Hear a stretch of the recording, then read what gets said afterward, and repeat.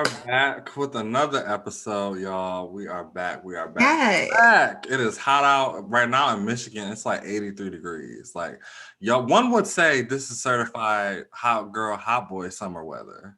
If we ever get It's Meg like on the 90 show, degrees here in Georgia, and it's only right now as we're recording, it's only 2:50 p.m. So I am trying to get in the sun, okay? she's trying to run off and have a hot girl adventure. So, today's episode is going to be a little bit briefer than usual. She's trying to run off into the sunset, but I ain't going to let her, y'all. I'm going to bring her back eventually. But, if we ever get Meg the Stallion on the show, that would be really dope.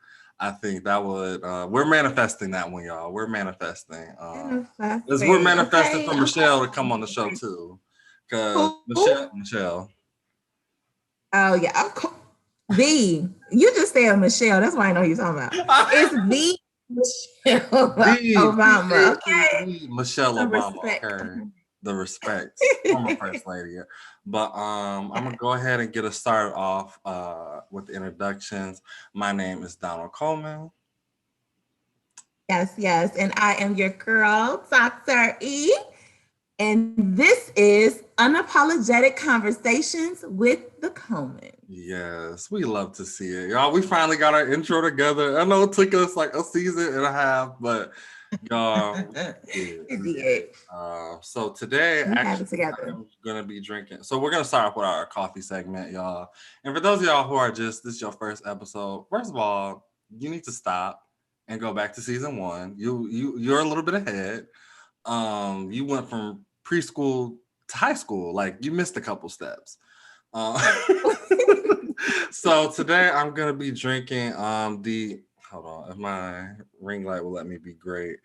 It's the Starbucks cold brew nitro cold brew. If I would have been hip to this freshman year, I could have wrote a lot of papers off of this, because this, I think, is the strongest. I mean, am I wrong? I think nitro, when you ask for nitro cold brew, that's like the really concentrated caffeine, like caffeinated drink you can get at Starbucks. So this particular flavor is the dark cocoa sweet cream with milk. So I'm excited to try it. I've never had this flavor. I've had their like regular black, and I've had the sweet cream one, but never dark cocoa, y'all. I'm excited. Okay, with the dark cocoa, getting the nitro brew in, because like I said, guys, it is so hot outside today. So it's hard to drink like warm things today, because I usually do my pike place, or my dark roast. Tell them the recipe. Tell them run up that recipe. Less than. So it takes me, I'm in my little Camaro, pulling up to the window. They say, "How can I help you?" I said, "Hello, my name's Ebony, and I would like to place the order for a venti dark roast, 2 pumps of peppermint, 4 raw sugar. Thank you." Okay. And that's usually what I have every day. Either I go to Starbucks or I actually make it at home. But today, because it is Sunday, it's around brunch time. Okay. And I am ready to get into the swing of things with it being 90 degrees outside. So I am drinking no other than a mimosa. Okay. Your girl went to the Publix grocery store because she got her nails done. She got her some Prosecco, some orange juice, no pulp. Okay. And she is now present and ready for this podcast, because we will be brunching the rest of the day. Okay. It really killed me when you said the no pulp. First of all, pulp is good for you, okay? So you should have sprinkled in a little bit of pulp, okay? Well, I'm not trying to do good for me things today, okay? Like, I have done that all week. This is my only day off. Today, I am trying to bask in the festivities of life, okay? The festivities of life. Honestly, we have to make that into a t-shirt. We trademark that, y'all. Don't. Anyone out there, we took it. But no, that's look at you, just brunching it up on a Sunday afternoon. Love to see it. So moving on to our next segment, we're gonna go to what tools and techniques did you use this week to better yourself. So I'm gonna let you go ahead and explain to the audience. Yes. So if you guys tuned in last week, I talked about structuring time and making sure you not only are doing all of your objectives, but you are structuring time for yourself. So that is something that I not only utilized last week, but I poured into myself this week too, but just adding a different layer to it. So when you are structuring time, it is important to also structure time that looks like boundaries and not letting other people infiltrate on those boundaries. So if you're telling yourself that you need allotted time to allow yourself to pour into yourself with self-care techniques, if it's this great project you're working on, or you're applying to a program, or you're applying to do something with the grant funding, whatever it is, boundaries is just as important as structuring your time. So for me, that is something that I like to utilize, especially throughout the week. People will call you. They're going to need things from you. It's going to be their 911 emergency in that moment. But when you have worked a 9 to 5, or if you have a private practice, or you might have multiple streams of income coming in, and you need that time alone to be able to pour into whatever it is that you need to do in that moment, structuring boundaries and not being so flexible with them in that moment, it's not being selfish. It just allows for you to complete a task that is for you. So those are my tools and techniques. I actually think I kind of relate to that similarly because for those of y'all who don't know, I'm a rising junior this year, and I'm taking not the silent clap. I'm taking for those of y'all watching, she did a little clap for me. But I'm taking summer classes, and my courses started last Monday, and I think this last week, it's just syllabus week, and everyone's just trying to introduce themselves, this online format. And I think last week what really hit it off for me was time management. Because I really started getting back into the swing of things, like writing stuff down, using a planner, and like you said, with time management and boundaries, they kind of go hand in hand because everyone's gonna always need something. There's always gonna be something pressing at the moment. And I think when you set boundaries and priorities, I think that really can kind of set the curve for what your week is gonna look like. So definitely using a planner. I have a physical plan. Well, it's over there. I'm not gonna go get it, but I have a physical planner. I have mine at all times. I did get my planner. I got it from Target, y'all. So you don't have to get it from Target. I mean, if you like digital, I would recommend digital, or if you can find like a cheaper planner that you like. My planner was like, I'm ashamed to say, almost $17 from Target. It's pretty much $20 just to walk in. So what do you expect? But so yeah, I think that's what helped me last week for tools and techniques. So moving on, we're gonna go to Stone of the Week. And this week's Stone, y'all, Go ahead and say it. My favorite I part wasn't of the even gonna show say is it. Stone of the Week. See, y'all, this has been a hurt crow because I wasn't even gonna say nothing because she really came for me in last week's episode with Kai. And if you haven't watched that episode, y'all should go watch it because that was a really dope episode. Really But good, yeah. she did come for my neck, so I said I wasn't gonna do that no more. No, I welcome it. I'm anticipating it now every week. And when I don't get it, it just kind of makes me sad. Y'all, this is I don't even know what to say behind that one. But moving on, this week's stone is the Dalmatian stone, and it gets its name. If my ring light will let me be great, can you see it? Wait, You can see it. It looks good. Okay, it's a little. That makes it better though. Yeah. And it gets its name because it looks like a Dalmatian. It's white, gray, and black. Stone, and it's really pretty. And honestly, it kind of, before I even get into what its uses is, doesn't it look like something you would see on like Disney's like 101 Dalmatians? Yeah, Like Disney, exactly. If you're watching this, run me my shit. Listen, anytime we throw a name out there, sponsorships are welcome. Listen, okay? Sponsorships, ad revenues, we welcome you. We embrace you. Okay. So yeah, this stone it stimulates the base and the root chakra. So for those of you who don't know, your base chakra is kind of the chakra that one uses when it comes to stability. So if you're having problems let's just say with financial stability or relationship stability, having a stone like the Dalmatian stone helps stimulate those energies so it can bring balance into one's life. It's also a good stone for someone who is struggling trying to find joy, specifically joy.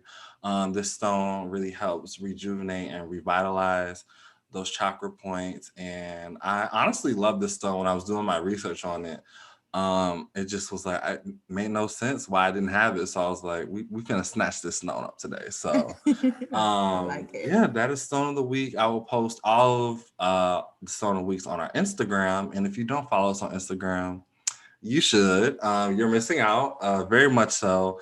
But yeah, that is my Stone of the Week. Y'all, I give him a hard time, but I learn every week about stones and chakras and things that I need to implement in my life on my holistic journey. So please check us out on unapologetically_Coleman on Instagram for all of these stones of the week.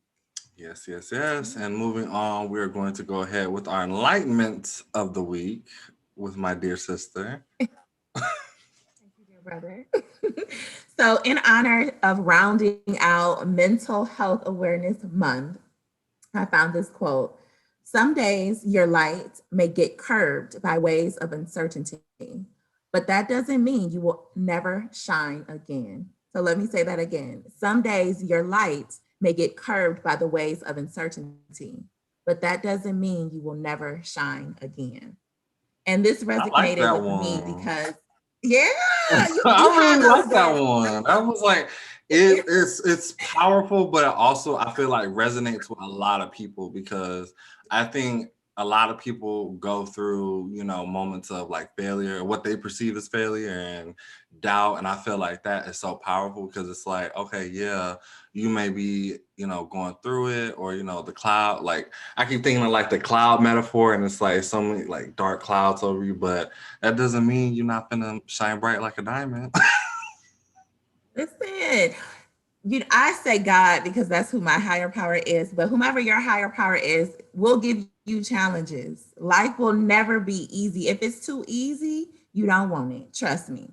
But when you're going through your different challenges throughout life and you realize there is light at the end of the tunnel, you see the light at the end of the tunnel. And then on the days that you actually feel you're being rewarded for those challenges, I know it sounds difficult right now when you're living in the moment of challenge, but trust me, when you come out of it, it makes you feel so much more appreciated in life. It makes you feel so much more accomplished when you really had to work for the things that you have obtained. So stick it out, get you into a good supportive wellness group, and come out on the other side unscathed and accomplished. Unscathed and accomplished. Look at that. See, wordplay, alliteration. We love to see it. This is what getting a PhD does for y'all. Like listen. The Thank you, the brother. wordplay is immaculate, honestly. 10 out of 10. Okay, thank you. Webster No, don't have nothing on Dr. E. Okay. no notes.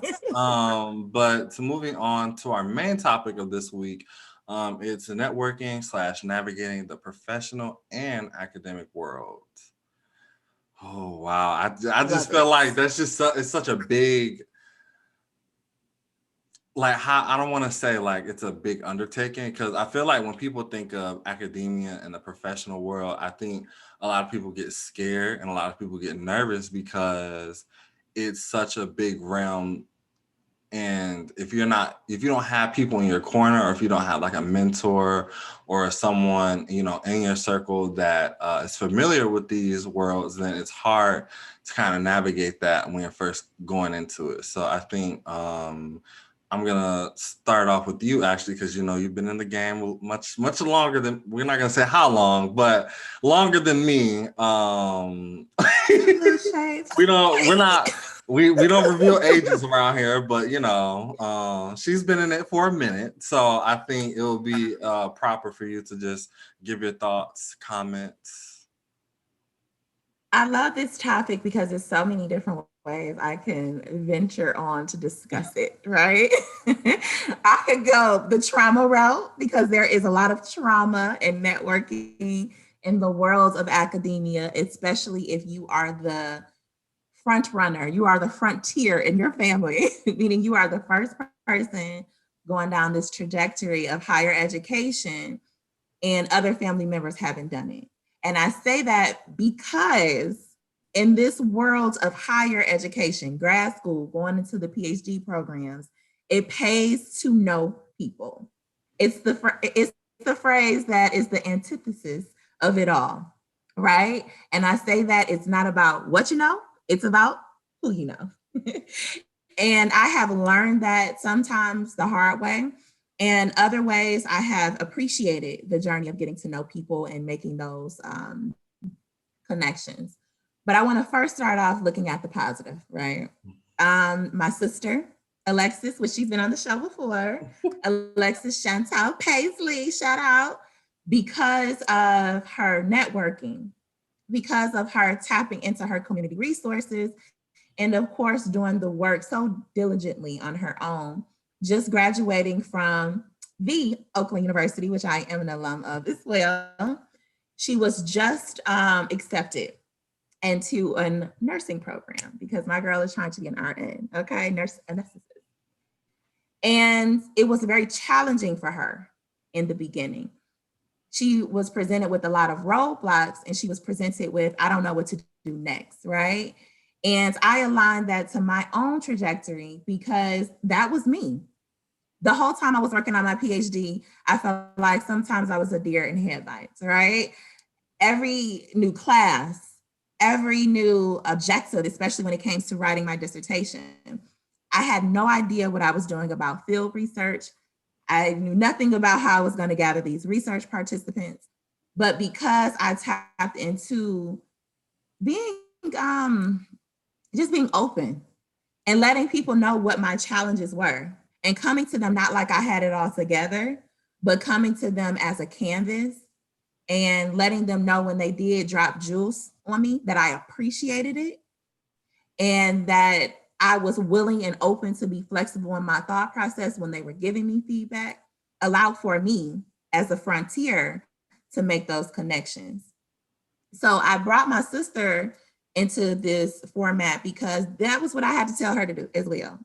Sometimes we are so used, and I don't know if it's like what we're reared as in our family to just be like, you got it together, you don't show people your weaknesses. But when you are navigating in the world of academia and you don't know, the best way to know is to ask that question. The best way to get to the next steps is to go and volunteer and be communicative with people. Those are the only ways to sometimes open doors.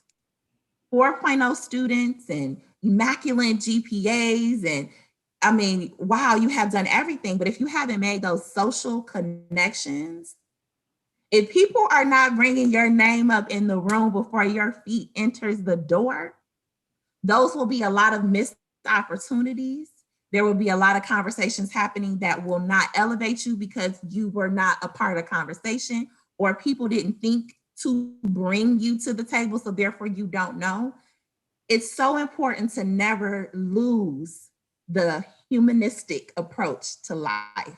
I don't care what type of degrees you get, who you think you are, and how much money you think you have.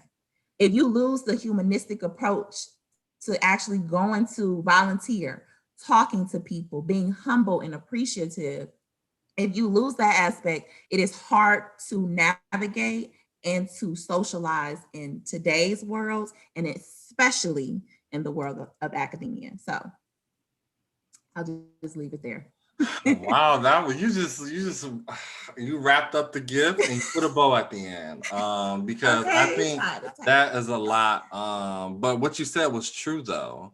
And I think a lot of people, I think in older generations of academia and in the professional world, I think their paths were different than ours because they didn't, back then you could get off on having like a 3.5 or higher GPA and getting into doors and having those, prestigious degrees. And that's still all good things today. Don't get me wrong, but I've definitely learned, especially in the field, I'm in the STEM field. It's definitely networking. It's definitely who do you know? How many conferences have you been to? Have I seen you at these functions? Like, you know what I'm saying? You know, like, like you're giving me that look because anyone out there in the STEM world knows that connections are key, right? Because they're only in the line of STEM work. Well, depending on what kind of, so if you're in the sciences or technologies, it kind of depends. But in most career fields, they're really competitive and they're really isolated and closed off. A lot of people don't even know that there are openings and positions because it is a social hierarchy. And to get into that social hierarchy, you have to know people.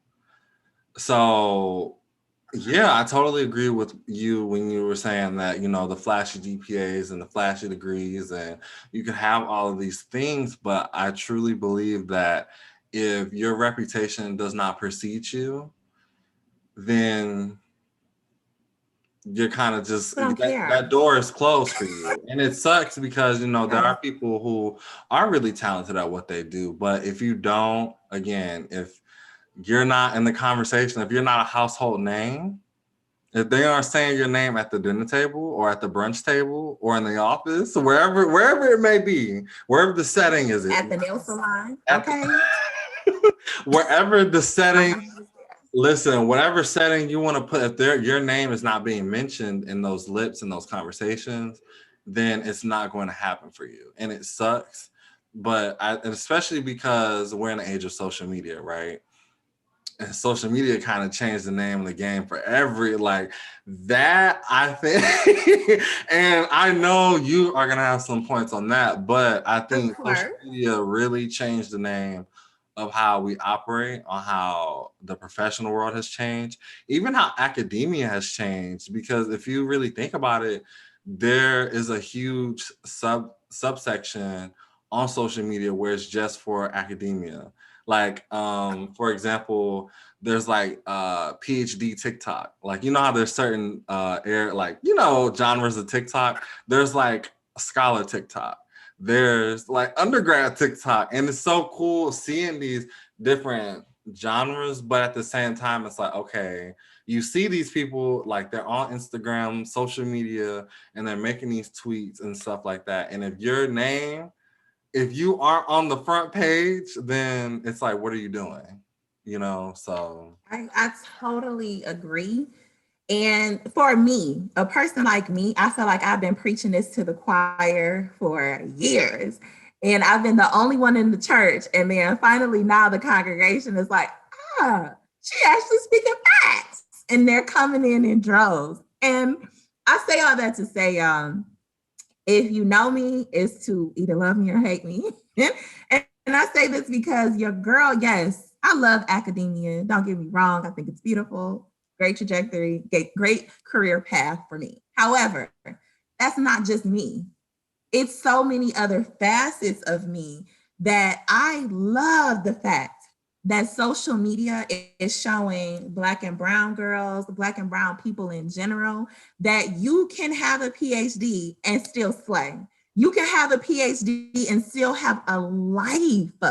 You can have a PhD, get money on your own, get a business on your own, and do things that you still want to do and don't just have to be enslaved to your degree. So for me, social media like TikTok and Instagram, I love getting creative and fun with it and showing multiple sides of myself because it allows people to see that being of higher education doesn't mean you're boring.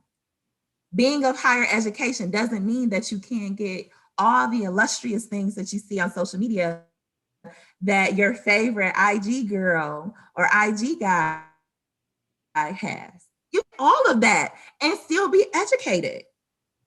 So I love the fact that social media is showing the versatility in people and that you don't have to be confined to a box to be a person with a PhD or a doctorate or a master's degree or of education of any sort. It allows people to be flexible in their thinking and to see through the lens that is not constricted by traditional pathways of what academia should look like. So I love it for that aspect. What you think? I agree with you because, and I was gonna say, actually, I think when it comes to social media, I think branding has definitely also changed for a lot of different, because when we first used to think of branding, we thought of like big businesses, like, you know, big name brand corporations, but it's like anyone can create a brand.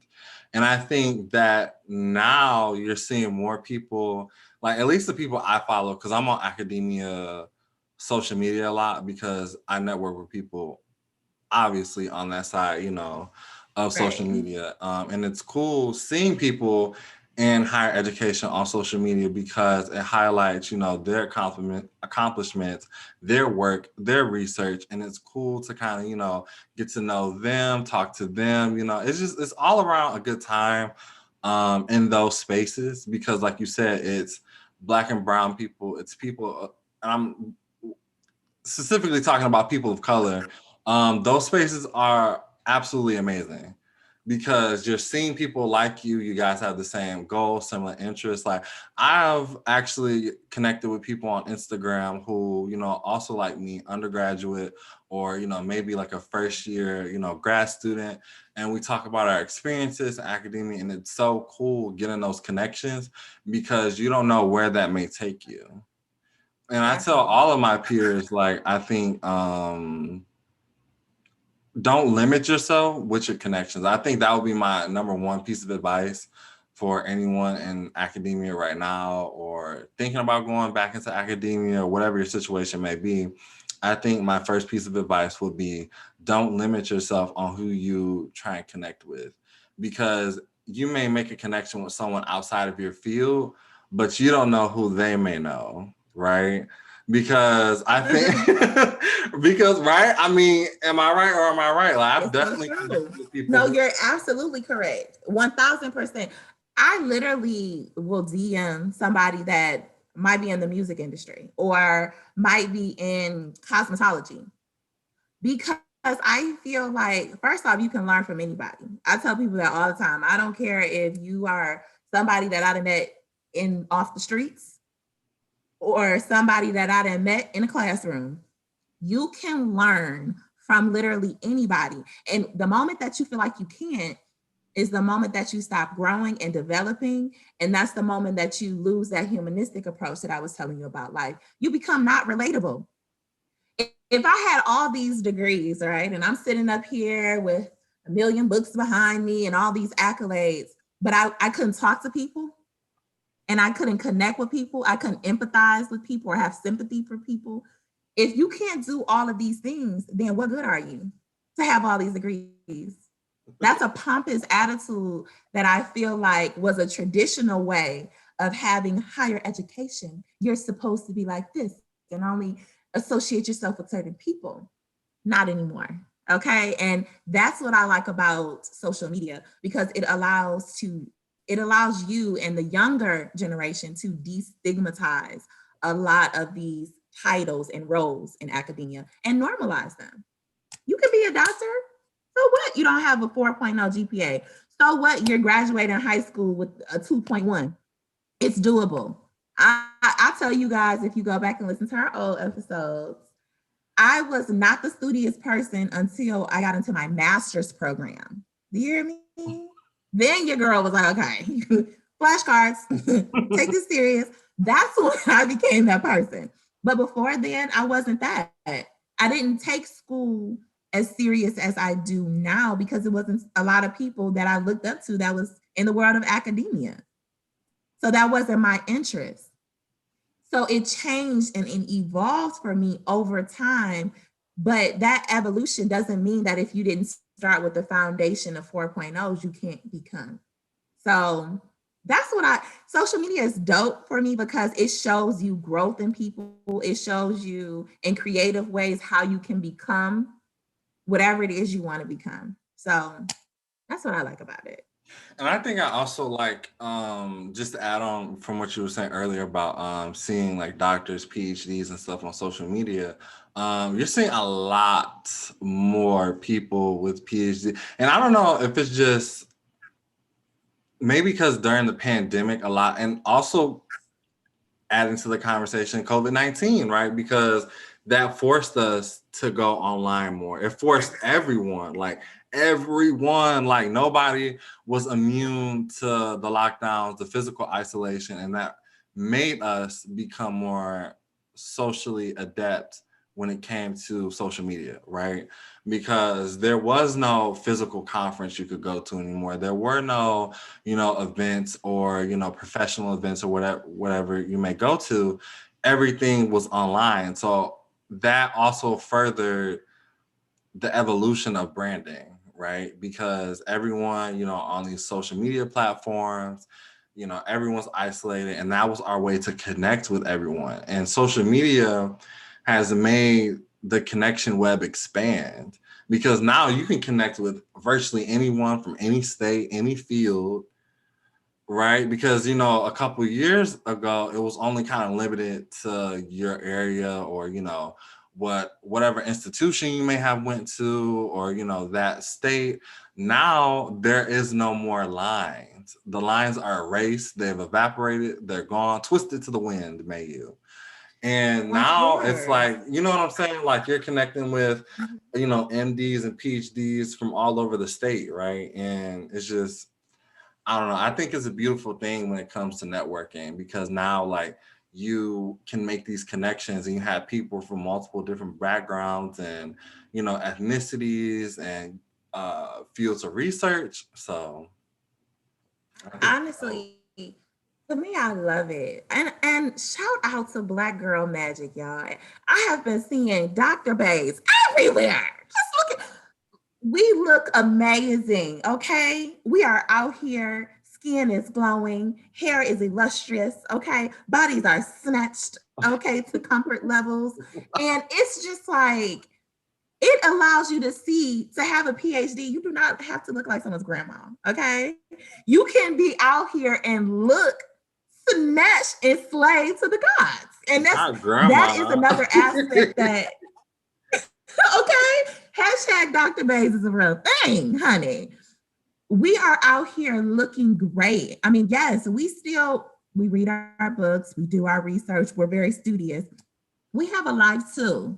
We like to listen to the music that you guys like to listen to. We like to go to the clubs that you guys like to go to. We like to live our lives. And it allows you to see it in a way. I don't feel like it's intrusive for me, because it goes back to boundaries. I set high boundaries on my social media. If you follow me on my IG, you will see my vitamin supplement line. You will hear me talk about my wellness coaching and the TV shows that I do, and all of the highlight reels, because that's really what it is, of my life. Whatever I put on there is because that's what I want to put on there, right? So for me, because I have set those boundaries, I don't feel like social media is intrusive to me. So I celebrate it and I like it, and it's fun for me because I have set those boundaries around it. For other people, their viewpoints might be different because maybe their boundaries are not so rigid like mine is when it comes to social media. So I guess that's a tool or technique that I use to keep my sanity on social media and not allow social media to take advantage of me or make me feel like I'm less than. I filter the people I watch. And like I said, I only allow myself to be surrounded by social circles of entertainment that's going to highlight me, that's going to entice me to learn or to research.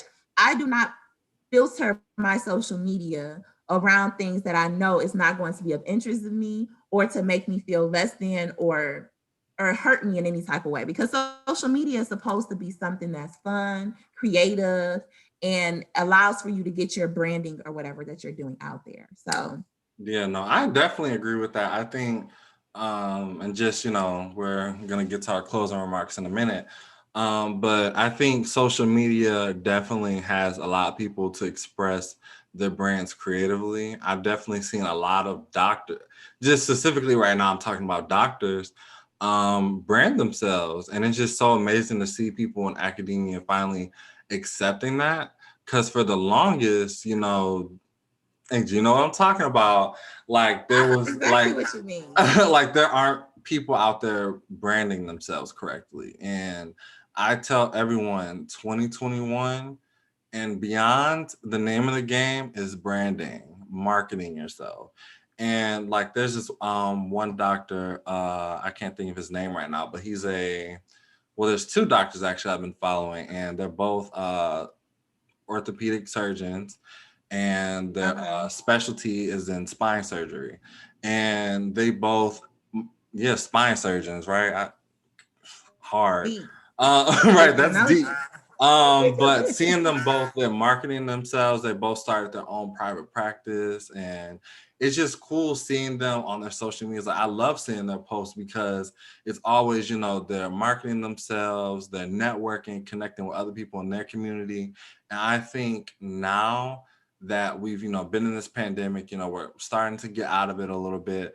I just want to see a lot more of that. I want to see the communities kind of rise and uplift and support each other, because I think at the end of the day, that's the name of the game. And also, like you said, being aware of who you're letting into these social circles, right? Because social media, we're talking about the pros and the highs, but there are also cons, because if you're following someone or someone's following you that may be a little bit problematic in your community, now it's kind of being linked back to you, like you follow such and such and they're like a little bit problematic. That can also harm you, right? Because now you're being associated with their image, their character, whatever have you. So I think, like you said, boundaries, I think is important. My block game is strong. I don't play. I will block you in a second. And I feel like that's a boundary for me, right? Because I'm a positive person, or I like to think that I'm a positive person, right? I try to uplift people with quotes. I try to get out there and show people me working out and, living the holistic lifestyle that I project. I want people to know that not only am I projecting this is a lifestyle for me. I embody this because this is something I enjoy in my personal life. However, if I see that you are being negative with the comments, or you are associating yourself in a negative way that is not for me, and I keep putting emphasis on me because your social media is yours. Okay. You don't need other people to dictate and tell you what you should be doing. That is what you want to do on your page that is intertwined and tied to you. So if someone's following me and they're negative, they're putting other people down, they're putting me down, I don't need that in my life. It's too many negative things in society, in the world, that I can't control. If I can control this environment is going to be something that is powerful and uplifting. So with that being the case, my block game strong. I will block you and not think twice. I will keep it moving, because that is my safe zone. That is my network of community, of wellness community. And I want to project that. And I want my community members that come on there to feel safe, right? Because it's a safe zone for me and for people that's in my community. So yes, I guess if it was any tidbits to wrap up social media for me, I keep it positive because I control my environment, and I always empower myself to realize that I am in control of my social media. If it's something you don't like, it doesn't make you feel good when you see it, you need to realize your boundary and block people. Just like you block people in real life, just like it was that guy you don't want to talk to no more, and you blocked them in your phone. You can block people on your Instagram, on your Facebook, Twitter, TikTok. That's why the block button is there.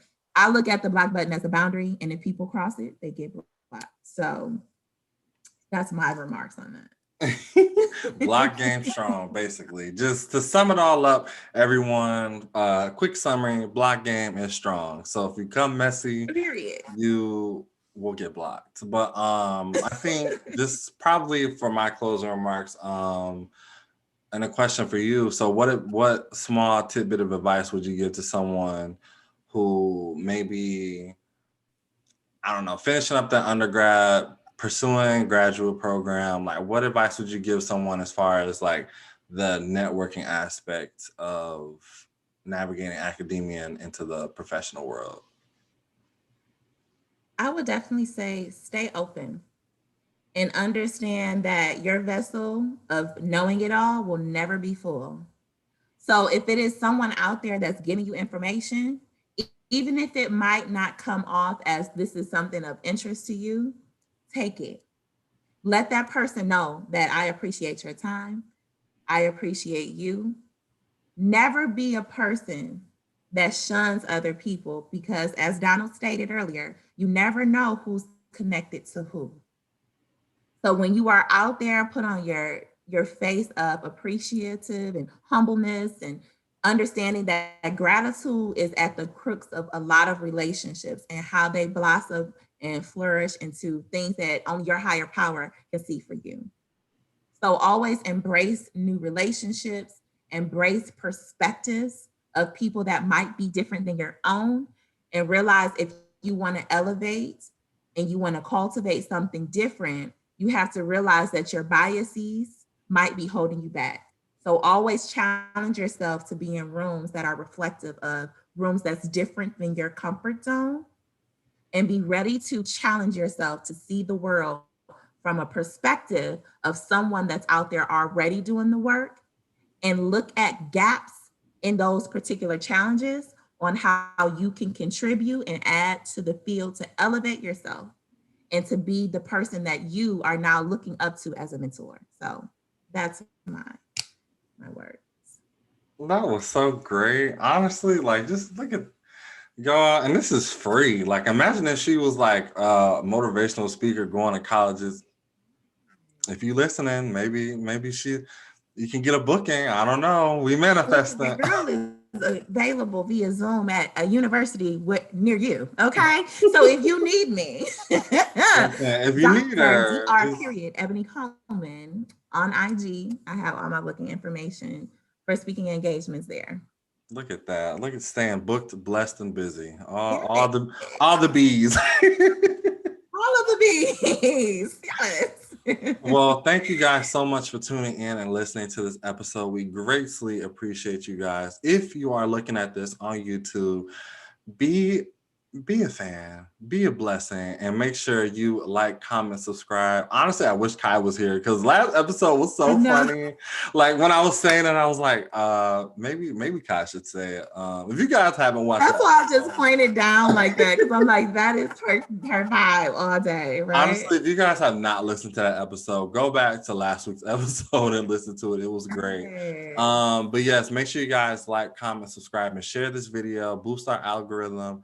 Make sure you guys hit the bell icon because then you will automatically be notified when our episode drop. You don't want to be the first one to watch? Be the first one. Be the first of many firsts. Okay. And if you guys are listening to this on Spotify, Apple Music, Pandora, etc., make sure you guys leave us a 5-star rating. Also, make sure you download the episode. That helps our algorithms greatly. And make sure you guys follow us on Instagram. And I'm gonna leave it off of my sister with her closing remarks.